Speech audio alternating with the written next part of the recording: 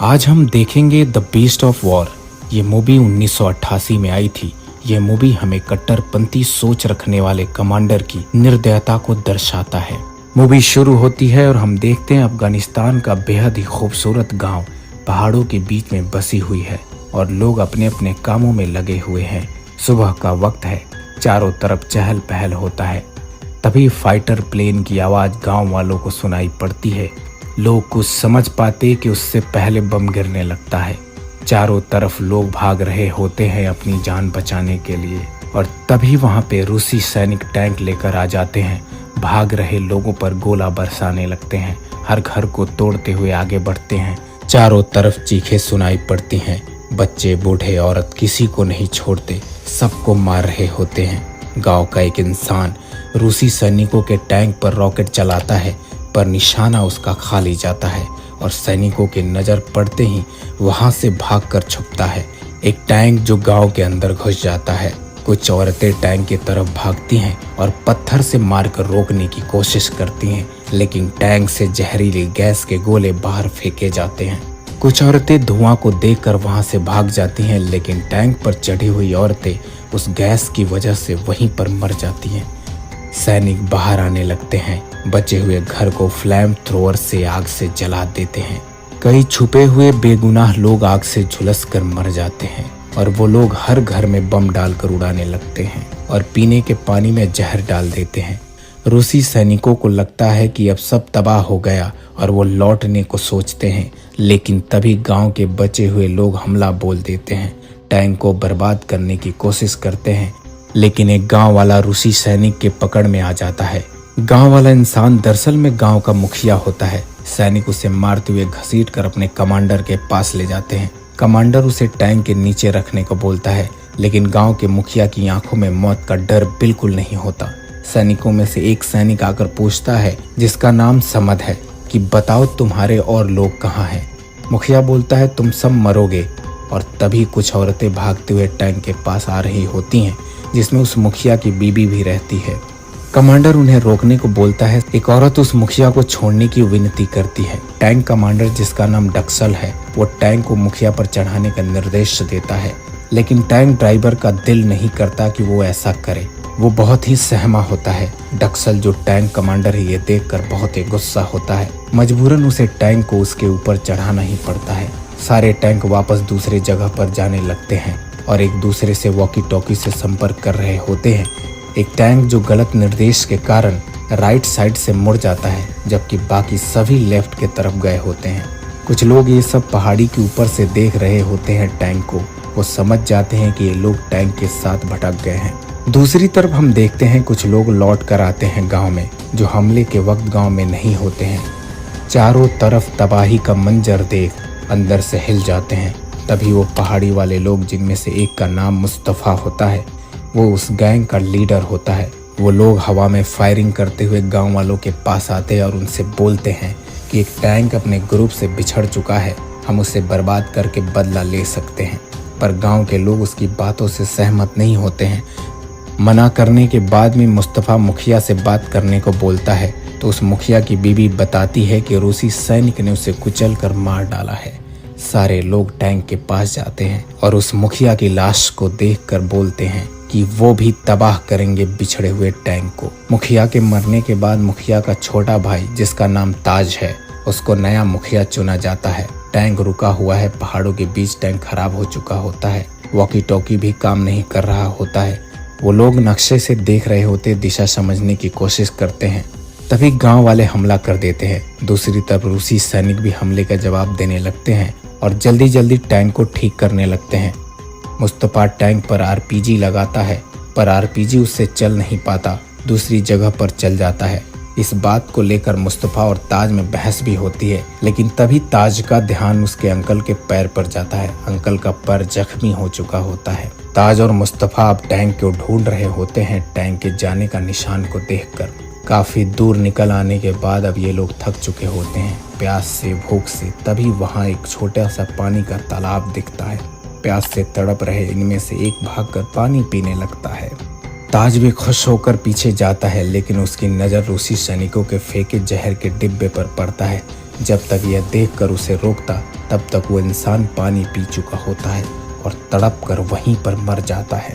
ये सब कमांडर डक्सल देख रहा होता है दूरबीन से और गुस्सा करता है समद पर कि तुमने जहर की बोतल दूर क्यों नहीं फेंकी। अब उन्हें टैंक चलाने को बोलता है पर टैंक चल नहीं पाती। सब डर कर भागने लगते हैं। उन्हें लगता है कि टैंक फट जाएगा, पर कुछ देर तक जब नहीं फटता तो कमांडर बोलता है तोप लोड करने वाले सैनिकों को कि तोप से बाहर निकालो बम। पर सैनिक डरा हुआ होता है, ऐसा वो पहले कभी नहीं किया होता है। कुछ सैनिकों के साथ कमांडर डक्सल बम को निकालते हैं तोप से। कमांडर को शक होता है कि समद ने जानबूझकर ये सब किया है और वो शक के निगाहों से देखता है कि जहर का बोतल भी उसने जानबूझकर छोड़ा होगा। सैनिक उस तोप से बम निकालकर जमीन पर रख के बम के नीचे ग्रेनेड रख देते हैं ताकि जैसे कोई छुए विस्फोट हो जाए। वहां कुछ देर बाद मुस्तफा और ताज के साथी आ जाते हैं। उनमें से एक भागकर बम को उठाता है और वो ब्लास्ट हो जाता है। अधमरा पड़ा देखकर मुस्तफा गोली मारकर उसे चैन की मौत देता है और आगे बढ़ जाता है। सारे लोग बदला के लिए भटक रहे होते हैं, वो औरतें भी जिन्होंने अपना खोया था। रात हो चुकी है। चेस खेल रहे समद और कोचिंग बात करते हैं। समद कोचिंग को बताता है कि अफगानी लोग नियम के पक्के होते हैं। उनके 3 नियम होते हैं जीने के लिए, एक आतिथ्य, दूसरा बदला और तीसरा है अभय। जिस इंसान ने अभय मांग लिया, भले ही वो अफगानी का दुश्मन ही क्यों न हो, वो अभय देना पड़ता है। कोचिंग पूछता है समद से, मान लो मैं तुम्हारे भाई की हत्या कर दूं और तुम जब बदला लेने आए तो मैं अभय मांग लूं तो क्या करोगे? तो समद बोलता है कि मैं तुम्हारी रक्षा करूंगा, भले ही तुमने मेरे भाई की जान ही क्यों न ली हो। तभी 2 सैनिकों में झगड़ा होने लगता है। कमांडर डक्सल झगड़ा छुड़ाते हैं और देखते हैं कि एक सैनिक जिसका नाम काम सिंह है वो ब्रेक फ्यूल पी रहा है। कमांडर गुस्सा होकर उसे मारने लगता है। कोचिंग अपनी डायरी में सब कुछ लिखता है। तभी कमांडर आकर बोलता है कि वो एक अच्छा गनर है, उसके बारे में लिखना बंद करो। कमांडर ये बोलकर पेज फाड़ देता है। इनके आपसी मनमुटाव के चलते इनका ग्रुप बढ़ जाता है। कोचिंग और समद एक ग्रुप में और बाकी सब एक ग्रुप में। तभी एक ग्रेनेड फेंका जाता है। ताज और मुस्तफा के लोग इन पर हमला करते हैं। सारे सैनिक बचकर टैंक में बैठकर वहां से निकल जाते हैं। अंधेरे में सैनिकों को कुछ समझ नहीं आ रहा होता है वो किधर जा रहे होते हैं, इसलिए वो रुककर टैंक के चारों तरफ माइंस बिछा देते हैं और अंदर बैठकर इंतजार करते हैं। तभी उनके रडार पर उन्हें सिग्नल मिलता है और वो घबराकर चारों तरफ आग का गोला मारने लगते हैं। कुछ देर बाद कमांडर समद को बाहर देखने को बोलता है। समद के बाहर जाते ही कोचिंग को बोलता है समद को गोली मार दो, वो गद्दार है, देशद्रोही है। कोचिंग मना कर देता है गोली मारने से, तो कमांडर उसे उसके पद से हटाकर जेल में डालने को धमकी देता है। तभी समद अंदर आ जाता है और बताता है कि रडार पर जो दिखा था वो इंसान ने हिरणों का एक झुंड था। दूसरे दिन ताज और मुस्तफा वहां पहुंचते हैं। देखते हैं हिरनें जलकर मरी हुई है। टैंक वहां से निकल चुका है। दूसरी तरफ टैंक लेकर सैनिक तालाब के पास पहुंचते हैं। कमांडर समद को तालाब का पानी का गहराई पता करने के लिए बोलता है और जैसे ही समद तालाब में जाता है कमांडर पीछे से गोली मार देता है। यह देखकर कोचिंग उससे रिपोर्ट डायरी में लिखने लगता है। कमांडर कोचिंग का इस बात पर भी बहुत ही ज्यादा बहस हो जाता है। टैंक को तालाब में उतार कर पार कर लेते हैं। कुछ दूर जाते ही टैंक में कुछ खराबी आ जाती है। कोचिंग चेक करके बताता है कमांडर को कि ब्रेक फ्यूल पी लिया गया है और हमारे पास पेट्रोल भी कम है। इंजन गर्म होकर रुक जाएगा, राशन भी नहीं बचा है। हमारे दुश्मन के पास आरपीजी है, इस तरह टैंक को छोड़कर आगे बढ़ना होगा। तभी फिर से कमांडर और कोचिंग के बीच झगड़ा हो जाता है। एक दूसरे पर गन तान देते हैं। कमांडर बाकी सैनिकों को आदेश देता है कि पहाड़ों पर कोचिंग को बांध दो और उसे बांधकर उसके सिर के नीचे ग्रेनेड रख दिया जाता है। कोचिंग सैनिकों को बोलता है तुम लोग उसे मार दो, वरना मेरे बाद वो तुम्हारे साथ भी ऐसा ही करेगा। वो लोग भी मजबूर होते हैं और उसे छोड़कर टैंक के साथ चले जाते हैं। इधर ताज के अंकल को वो औरतें भी मिलती हैं जो टैंक का पीछा कर रही होती हैं और वो लड़ाई में शामिल होकर टैंक को बर्बाद करना चाहती हैं। अंकल बोलते हैं कि तुम लोग कैसे उनका सामना करोगे बिना किसी हथियार के। तो औरतें भी अपने हाथों में ग्रेनेड दिखाती हैं। फिर भी अंकल उन्हें मना करके आगे बढ़ जाते हैं, पर जख्मी होने की वजह से उनसे चला नहीं जा रहा होता है और वो रुक जाते हैं। ताज और मुस्तफा अपने लोगों के साथ टैंक को ढूंढ रहे होते हैं। उधर कुछ भेड़िया आ जाते हैं कोचिंग के पास। उनसे बचते बचते ग्रेनेड नीचे की तरफ गिरकर ब्लास्ट हो जाता है और कोचिंग की जान बच जाती है। वो अपने पैरों से बंधी हुई रस्सी को खोलने की कोशिश करता है, तभी वहाँ औरतें आ जाती हैं और क्वरचिंग को पत्थर मारने लगती हैं। क्वरचिंग उन औरतों से अभय मांगता है। सभी औरतें रुक जाती हैं और तभी ताज और मुस्तफ़ा भी वहाँ पहुँच जाते हैं। क्वरचिंग उनसे माफ़ी मांगता है और ना चाहते भी ताज को उसकी रस्सी खोलनी पड़ती है। रात होने की वजह से सब लोग एक स्थान पर रुके होते हैं। ताज सभी लोगों के साथ थोड़ा थोड़ा खाना लेकर क्वरचिंग को देता है। ताज खराब हुई आरपीजी को ठीक करने के लिए देता है। क्वरचिंग आरपीजी को ठीक कर देता है। फिर ताज कहता है, तुम हमारी मदद करो टैंक को बम से उड़ाने के लिए। इधर टैंक किसी जगह पर रुका होता है पेट्रोल खत्म होने की वजह से। तभी वहाँ रूसी हेलीकॉप्टर उड़ता हुआ दिखाई देता है। कमांडर फ्लेयर गन से फायर करके हेलीकॉप्टर को नीचे बुलाता है। सैनिक खुशी से जाकर बैठ जाते हैं। उन्हें घर जाना होता है पर कमांडर उन्हें बुला लेता है पेट्रोल लेकर।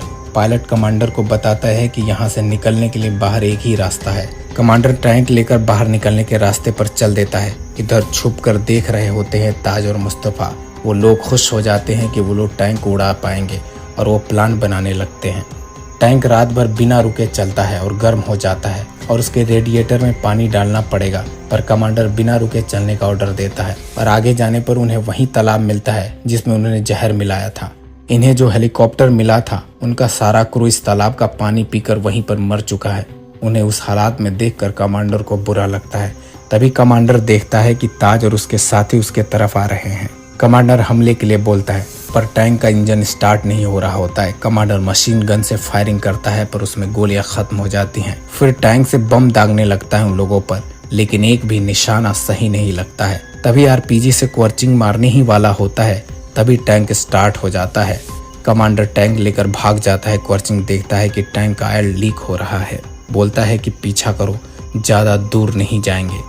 लेकिन मुस्तफ़ा हेलीकॉप्टर पर चढ़कर बोलता है कि हमें जो चाहिए मिल गया, छोड़ो उनको। पर क्वरचिंग और ताज उसके साथ टैंक का पीछा करने लगते हैं। पीछा करते हुए एक ताज के साथी पर कमांडर तोप से हमला कर उड़ा देता है। क्वरचिंग और कमांडर के बीच खूब गोला बारूद एक दूसरे पर मारते हैं। क्वरचिंग आरपीजी से टैंक का तोप उड़ा देता है। सैनिक खुश होते हैं कि अब वो बाहर जा रहे होते हैं। तभी पहाड़ से बड़े बड़े पत्थर टैंक की तरफ गिरने लगते हैं, जो कि औरतों ने ग्रेनेड से उड़ाया होता है। टैंक पत्थरों से दब जाता है और एक औरत उस पहाड़ से ग्रेनेड फेंकती है। टैंक का कुछ नहीं होता। कमांडर अभी भी टैंक से गोलियां चला रहा होता है और टैंक को बढ़ाने की कोशिश करता है। तभी टैंक का पहिया का बेल्ट टूट जाता है। कमांडर टैंक को आगे पीछे करता रहता है और टैंक से पेट्रोल बाहर बहने लगता है। यह देखकर कमांडर बाहर नहीं भागता। क्वरचिंग अपने कपड़े फाड़कर आग लगाकर टैंक पर फेंक देता है, जिससे बहुत बड़ा ब्लास्ट होता है और टैंक में आग लग जाती है। कमांडर अपने सैनिकों को एक ग्रेनेड देता है और बोलता है करीब आए तो उसे उड़ा देना, और खुद ग्रेनेड लेकर उसकी पिन निकाल देता है। लेकिन सैनिक उस पर झपट पड़ते हैं और ग्रेनेड लेकर पिन उसमें लगाकर हाथ खड़े कर टैंक से बाहर आ जाते हैं। ताज के लोग इन तीनों को मारना चाहते हैं, लेकिन सैनिक क्वरचिंग को बचाने की विनती करता है। क्वरचिंग इन तीनों के लिए अभय का मांग करता है और बड़ी मुश्किलों से मनाता है ताज को, और फिर तीनों को वहां से जाने दिया जाता है। तीनों उसी रास्ते पर पहुंचते हैं जहां उन्होंने गलत रास्ता लिया था। कमांडर वहां अफसोस करता है। तभी वो औरतें वहां पर आ जाती हैं और कमांडर को मार देती हैं। भले ही उन्हें ताज ने जाने दिया था, ये औरतें उसे माफ नहीं करती हैं। जब ये औरतें ताज को बताती हैं कि उन्होंने कमांडर को मार दिया तो ताज बहुत ही गुस्सा होता है। तभी वहाँ रूसी हेलीकॉप्टर आ जाता है। सारे लोग छुपते हैं पर क्वरचिंग नहीं छुपता, जो जाने लगता है। तभी पीछे से मुस्तफ़ा गोली मारने की कोशिश करता है। ताज उसे रोक लेता है और जाने देता है। ये मूवी यहीं पर ख़त्म हो जाती है। हमारी ये एक्सप्लेन वीडियो आपको कैसी लगी प्लीज़ कमेंट में ज़रूर बताएं और चैनल को सब्सक्राइब करें।